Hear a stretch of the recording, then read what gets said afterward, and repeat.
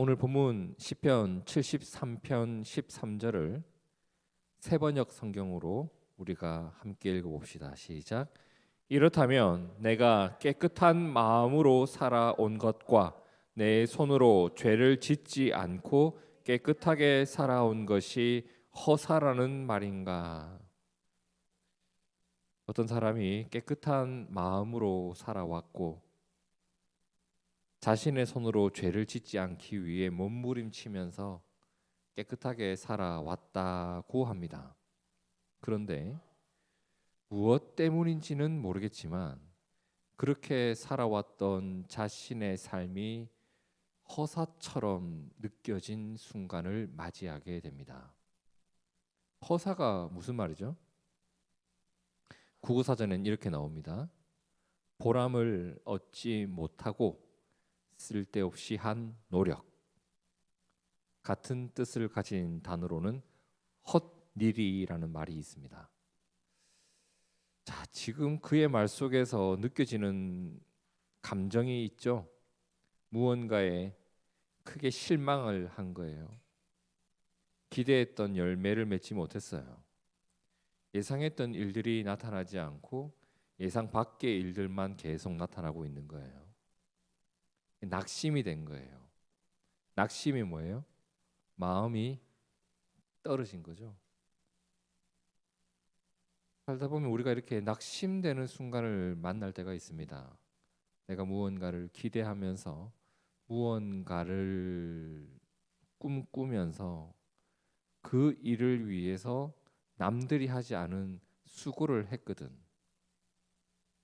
남들이 다 알지 못하는 인내의 시간을 보내기도 했고, 그리고 힘들어도 묵묵히 해온 일들이 있단 말이에요. 그런데 기대했던 일이 나타나지 않고 너무 안 좋은 상황이 나타나게 되면 얼마나 낙심이 되는지 몰라요. 다시 한번 13절을 보실까요? 이렇다면 내가 깨끗한 마음으로 살아온 것과 내 손으로 죄를 짓지 않고 깨끗하게 살아온 것이 허사라는 말인가? 그럼 이 사람은 왜 이렇게 실망을 했을까요? 그리고 자신의 삶을 가리켜서 깨끗한 마음으로 살아왔다, 죄를 짓지 않고 살아왔다, 이 말의 의미는 또 뭘까? 1절을 한번 함께 읽어봅시다. 시작. 하나님이 참으로 이스라엘 중 마음이 정결한 자에게 선을 행하시나. 자, 이 말씀도 세번역 성경으로 다시 한번 보면 하나님은 마음이 정직한 사람과 마음이 정결한 사람에게 선을 베푸시는 분이다. 일단 여기서 알 수 있는 것은 이 사람은 우리처럼 믿음이 있는 사람이에요. 그는 하나님을 아는 사람이죠. 그렇기 때문에 하나님께서 이루실 일을 기대하면서 살아가는 사람이에요. 그가 무엇을 믿었는가? 믿음의 내용이 1절에 나와 있죠. 마음이 정직한 사람에게, 마음이 정결한 사람에게 하나님은 선을 베푸신다. 이것이 그의 믿음의 내용이었다고요. 그래서 내가 정직하고 싶지 않을 때도 정직을 선택한 이유가 있다고. 뭘 믿었기 때문에? 하나님이 정직을 선택한 자에게 선한 일을 베푸신다는 것을 믿었기 때문에 그래. 이러한 믿음이 있었기 때문에 남들과 다른 방식으로, 남들과 다른 선택을 하면서 살아온 삶의 발걸음이 있었단 말이에요. 여러분, 이건 참 중요한 부분이에요. 믿음의 내용이 명확하고 그 명확한 믿음의 내용이 나의 가치관이 되고 생각의 결이 되고 그 생각의 결이 내 삶의 결이 되는 거예요. 맞나요?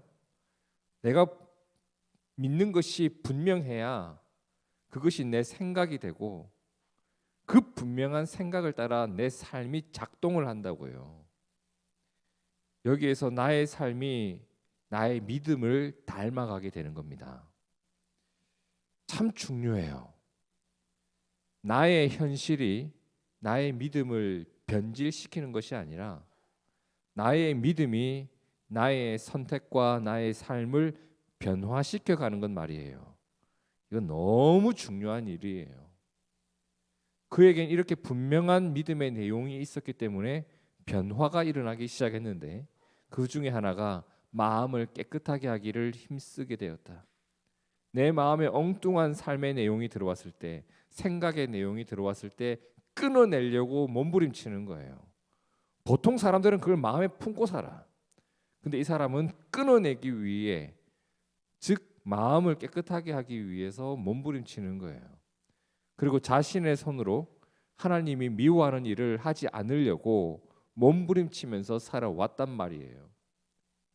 그렇게 살아온 결과 그가 만난 일이 뭐였는가? 2절을 함께 읽어봅니다. 시작.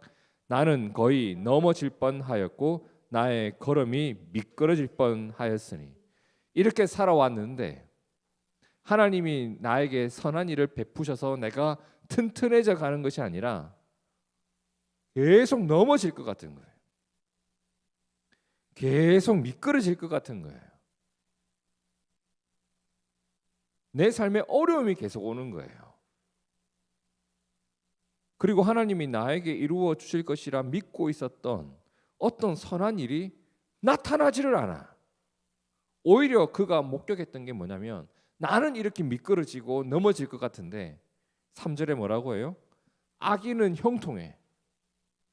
나처럼 살지 않는 사람은 잘 돼. 그러니까 나에게 뭐가 생겨요? 질투가 생기더라는 거예요. 악한 사람들이 악하게 살아감으로써 얻는 것을 보면서 부러운 거예요. 4절부터 제가 몇몇 단어만 한번 읽어드릴게요. 악한 자들이 고통이 없고 강건하고 고난이 그들에게는 없고 심지어 재앙도 없어. 교만해도 잘 돼. 살쪄.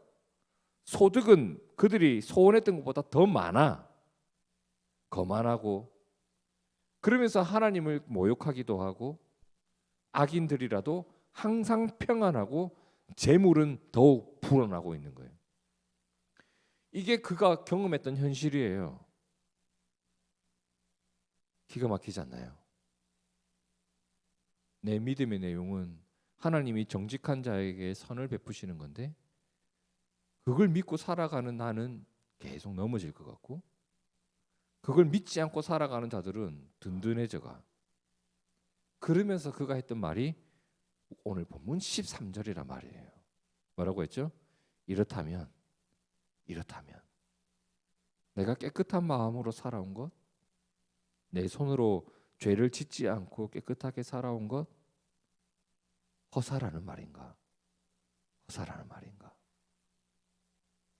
내가 겪는 일들이 도무지 이해가 되지를 않아요. 이해가 되지 않는 이유는 무엇 때문에? 내가 믿는 믿음의 내용과 너무 다른 결과들이 나타나는 거예요. 여기서 혼란이 왔어요. 내 믿음이 잘못된 것인가? 적당히 타협하면서 살아가는 것이 더 나은 것인가? 내가 믿음으로 행한 일들이 허사라는 말인가? 혼란이 온 거예요. 그리고 그 상황에서 계속 고민을 해보는 거예요. 16절에 뭐라고 해요? 내가 이 얽힌 문제를 풀어보려고 깊이 생각을 해보았으나 도대체 왜 이런 일이 일어나는 걸까? 도대체 나에게 뭐가 잘못된 것인가? 생각을 해보았으나 뭐라고 해요? 내가 풀기에는 너무나 어려운 문제였습니다. 모르겠어요. 하나님도 이해가 되지 않고 이 세상 돌아가는 것도 이해가 되지 않고 내가 겪는 일들이 과연 정당한 것인가? 해석이 되지를 않아. 그가 이러한 상황에 놓이게 되었습니다. 그리고 시간이 흘러가는데, 그렇게 시간이 흘러가다가 28절에 고백을 해요. 함께 읽어볼까요? 시작. 하나님께 가까이함이 내게 복이라. 내가 주 여호와를 나의 피난처로 삼아 주의 모든 행적을 전파하리이다. 갑자기 그의 고백이 바뀌었죠. 하나님께 가까이 했던 것, 하나님을 생각하며 살아온 것, 그것이 허사가 아니라 뭐라고 해요? 나에게 복이었다라고 말을 합니다. 자, 그러면 이 고민과 이 고백까지의 사이에 무슨 일이 있었길래 그는 이렇게 말이 바뀌게 되었던 걸까요? 17절에 나와요. 함께 읽어봅니다. 시작. 그러나 마침내 하나님의 성소에 들어가서야 악한 자들의 종말이 어떻게 되리라는 것을 깨닫게 되었습니다. 바로 앞에 뭐가 나왔냐면 내가 생각을 하고 고민을 해봐도 풀리지 않는 어려운 문제라는 얘기를 했었잖아요. 여러분, 내가 주님을 따르면서 이해하지 못하는 일이 생겼을 때 고민을 하면 안 돼요. 왜 그럴까? 이 사람이 무엇을 통해서 그 수수께끼를 풀었냐면 하나님의 성소에 들어가서야라고 합니다. 하나님의 성소에 들어갔다. 이게 무슨 말일까요? 그냥 예배당을 찾아갔다. 그런 의미일까요? 이게 무슨 의미냐면 나의 시선을 하나님께로 돌렸다라는 표현이에요.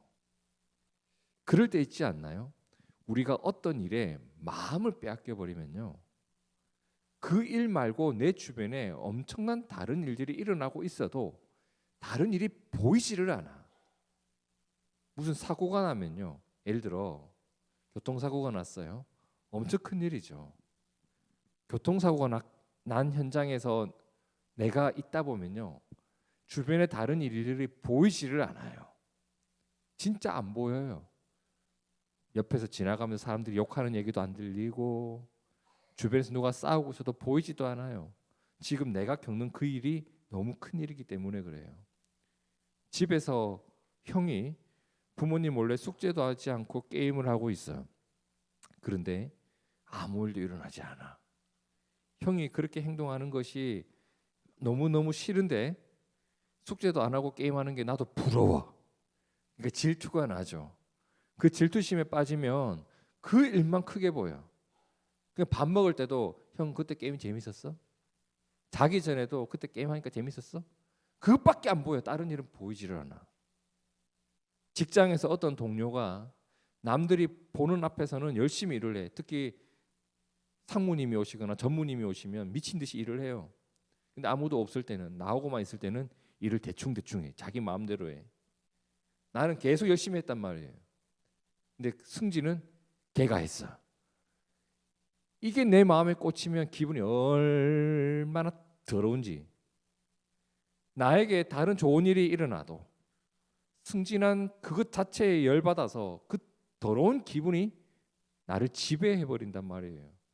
여러분, 이런 일을 겪으면요, 수많은 다른 일들이 일어나도 계속 그 일이 너무 크게 보이기 때문에 보이지를 않아요. 그러니까 지금 이 사람이 나는 계속 넘어질 것 같고 미끄러질 것 같은데 악인들이 잘 되는 걸 보면서 그게 나에게 너무 큰 일이 되어 있다 보니까 미처 보지 못했던 게 있었어요. 그게 뭐였냐면 하나님은 여전히 일하고 계시더라는 겁니다. 근데 그것이 하나님을 바라보니까 보이기 시작을 한 거예요. 세번역 성경으로 17절에서 19절 말씀을 다시 한번 볼게요. 그러나 마침내 하나님의 성소에 들어가서야, 내가 하나님을 바라보고 나서야, 내가 하나님은 뭘 하고 계시나 가만히 보고 있었더니 악한 자들이 계속 잘 되고 있는 것은 아니더라는 거예요. 악한 자들의 종말이 어떻게 되리라는 것을 깨닫게 되었습니다. 주님께서 그들을 미끄러운 곳에 세우시며 거기에서 넘어져서 멸망에 이르게 하십니다. 그들이 갑자기 놀라운 일을 당하고 공포에 떨면서 자취를 감추며 마침내 끝장을 맞이합니다. 성도 여러분, 눈앞의 일도 있습니다. 내 눈앞에 펼쳐지는 일들이 있죠. 그런데 하나님께서 행하실 일도 분명히 있는 겁니다. 오늘 이 시인이 깨달은 게 그거였어요. 아, 하나님이 가만히 있는 게 아니었어요. 내가 품고 살아가는 믿음의 내용이 있었기 때문에 이 사람은 그 믿음의 내용으로 정직하게 살아오고 자신의 손으로 죄를 짓지 않고 살아오기 위해 몸부림쳤잖아요. 그렇게 나의 믿음의 내용이 내 삶의 내용으로 삼아 믿음의 발걸음을 내디디면서 살아가는 것도 중요해요. 그런데 오늘 말씀해 보니까 중요한 게 한 개 더 있는 거예요. 그렇게 살아가다가 내가 예상하지 못했던 현실을 만날 때가 있거든요. 그 일 앞에서도 내 믿음이 작동을 해야 돼. 마침내 이루어질 하나님의 일에 대한 믿음 말이에요. 그것을 여전히 가슴에 품고 살아가는 것도 믿음이라는 거예요. 믿음으로 내 삶을 살아가다가 나에게 좋은 일만 일어나는 것이 아니라고 하는 그 현실 앞에서 여전히 하나님의 일에 대한 소망을 품을 수 있다는 것, 그것도 믿음이 필요한 거예요, 여러분. 그리고 이 사람이 이러한 일들 속에서 비로소 깨닫게 된 자기 자신 안에 있었던 꼬롬한 뭔가를 발견하게 돼요. 그게 뭐였냐면 솔직히 들여다보니까 정직하게 살아가는 자에게 주시는 하나님의 선한 일에 대한 그 떡고물에 대한 마음이 굉장히 컸다는 것을 깨닫게 돼요.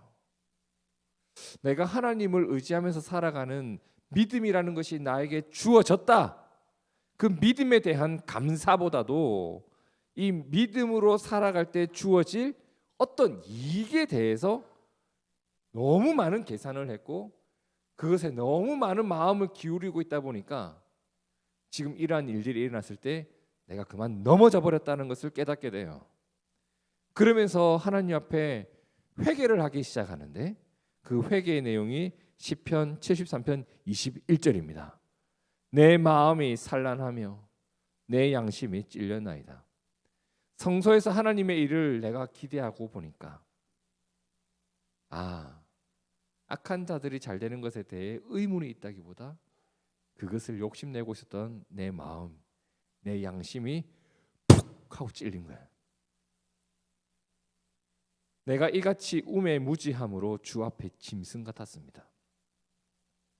내가 항상 주와 함께하고 있었던 것, 주께서 내 오른손을 붙드셨던 것, 그것이 내가 이렇게 여전히 살아갈 수 있는 이유였는데 하나님에 대한 감사보다 제가 제 일 앞에 너무 마음이 쏠렸습니다. 그러면서 그가 하나님께 했던 고백이 25절과 26절이에요. 함께 읽어볼까요? 시작. 하늘에서는 주 외에 누가 내게 있으리요? 땅에서는 주밖에 내가 사모할이 없나이다. 내 육체와 마음은 쇠약하나 하나님은 내 마음의 반석이시요 영원한 분깃이시라. 하늘에 주님 외에 누가 내게 있겠습니까? 땅에서 주밖에 내가 사모할 자가 없습니다. 내 육체와 마음이 깨끗한 것 같았고 정결한 것 같았고 거룩하게 살아가는 것 같았는데 알고 보니 쇠약한 자였습니다. 그런데 이러한 저조차도 믿음을 지킬 수 있는 것은 하나님이 여전히 나와 함께 하시기 때문입니다. 그러면서 그가 시편 73편을 이렇게 마무리 짓는 거예요. 하나님께 가까이함이 허사가 아니라 복이었습니다. 복이었습니다. 내 눈앞에 펼쳐진 일들을 보면서 볼 때는 허사란 말인가 이랬는데 하나님께서 이루어 가시는 일들을 기대하기도 하고 마침내 이루실 하나님의 일을 소망하게 되니까 하나님과 가까이 한 것이 틀림없는 복입니다. 내가 주 여호와를 나의 피난처로 삼아 주의 모든 행적을 전파할 것입니다. 나는 주님께 나의 피난처를 두고 결국 이루실 하나님의 일을 말하는 자가 될 것입니다. 이것이 그의 고백이었습니다. 그러니까 시편 73편은 28절까지 매우 길지만 사실 세 개의 꼭지가 있어요. 그게 1절, 13절, 28절이에요. 1절 보세요. 하나님이 참으로 이스라엘 중 마음이 정결한 자에게 선을 행하시나. 이게 그의 믿음의 내용이고 믿음으로 살아가는 어떤 근거였죠. 근데 그가 어떤 일을 경험하고 나서 13절에 말을 하는 거예요. 내가 내 마음을 깨끗하게 하며 내 손을 씻어 무죄하다 한 것이 실로 헛되도다. 믿음으로 살아온 것이 허사란 말인가? 그리고 또 어떤 일을 겪고 나서 28절을 고백하죠. 하나님께 가까이함이 내게 복이라. 내가 주 여호와를 나의 피난처로 삼아 주의 모든 행적을 전파하리이다. 믿음의 내용이 있었고 흔들림이 있었고 마침내 도달하게 된 믿음이 있었습니다. 오늘 말씀을 다시 한번 정리해 보면, 자, 이 시인은 믿음의 내용이 그의 가치관이 되었어요. 생각이 되었고 그 믿음으로 자신의 삶을 가꾸어가는 사람이었습니다. 참 보기 드문 신앙의 사람이에요. 그런데 뜻밖의 일을 만났다. 어떤 일? 나는 넘어지고 악한 자들은 잘 되더라는 거예요. 그 속에서 갈등이 일어나기도 하고 타협하며 살아가야 되나 하는 고민이 생기기도 하고, 그렇게 복잡한 심정 속에서 믿음의 흔들림을 경험하는 거예요. 그 가운데 그가 무엇을 찾아요? 하나님의 성소를 찾아가고 하나님의 얼굴을 구하기 시작합니다. 그 일들 속에서 하나님의 행하실 일들을 다시 믿음으로 소망으로 품게 되죠. 결국 그에게 남은 것은 회개와 하나님을 더욱더 신뢰하는 자리에 우뚝 서는 일이었습니다. 그러면서 그가 고백했던 것이 하나님께 가까이함이 어떤 현실을 만나도 허사가 될 수 없다. 내게 복이었다. 내 인생의 가장 잘한 선택이었다. 그가 고백합니다. 오래전 욥이라는 사람이 있었습니다. 이해할 수 없는 고난이 다가왔어요. 모든 것을 한순간에 잃었는데 내가 잘못한 게 없어요. 친구들은 계속 나한테 뭐라고 해요. 혹시 잘못한 거 이거 있지 않니? 야, 그때 잘못한 거 이것 때문 아닐까? 아무리 고민해도 나는 고난 당할 이유가 없어요. 왜 내가 고난을 당했는지 모르겠어요. 그런데 그가 하나님을 대면하고 이런 고백을 하죠. 욥기 42장 5절에 내가 주께 대하여 귀로 듣기만 하였사오나 이제는 눈으로 주를 배움나이다. 그러므로 내가 스스로 거두어 드리고 티끌과 제 가운데에서 회개하나이다. 이해되지 않는 어려움 앞에서 흔들림도 있고 막말도 하고 좌절했던 것, 하나님에 대한 신뢰가 무너졌던 것, 하나님 앞에서 회개하면서 내가 겪는 이 현실들이 하나님 앞에서 아무 문제가 되지 않는다는 것을 그가 깨닫게 됩니다. 오늘 우리도 이해되지 않는 일들 얼마나 많습니까? 있죠. 있어요. 믿음을 선택했기 때문에 더 잘 돼야 되는데 나를 흔들게 하는 일들이 나타나기도 합니다. 그러니 탄식이 나오는 거예요. 주님, 이게 뭡니까? 이게 뭡니까? 그런데 그 일들을 지나가면서요, 욥이 경험했던 것처럼 우리도 귀로 듣기만 했던 주님을 눈으로 배우게 되기를 진심으로 축복합니다. 그 일이 허사란 말인가? 우리가 교회를 세워가는 것이 허사란 말인가? 어떻게 이런 일이 일어날 수 있지? 내가 믿음으로 뿌린 씨앗이 왜 열매가 맺히지 않지? 이 일이 허사란 말인가? 여러분, 하나님께 가까이함이 허사입니까? 오늘 말씀은 분명히 말합니다. 하나님께서 우리에게 주신 가장 큰 복입니다. 함께 기도하겠습니다.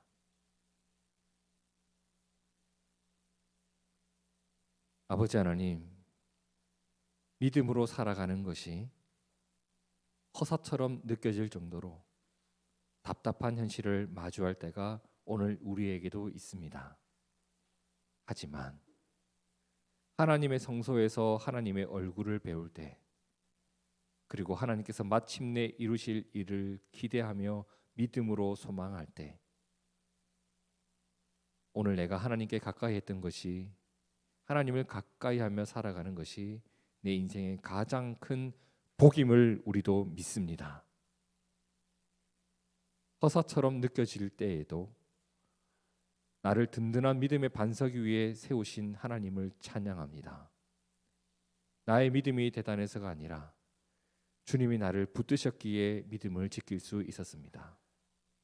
오늘 우리도 그 어떤 현실을 마주할지라도, 그 어떤 잘된 일을 만날지라도 좌절하거나 교만하지 않고 하나님을 나의 반석 삼고 살아가는 든든한 믿음의 사람들이 되기를 원합니다. 하나님께 가까이함이 우리의 복임을 믿습니다. 그 믿음 변치 않도록 성령님 함께해 주시옵소서. 살아계신 예수님 이름으로 기도하옵나이다. 아멘.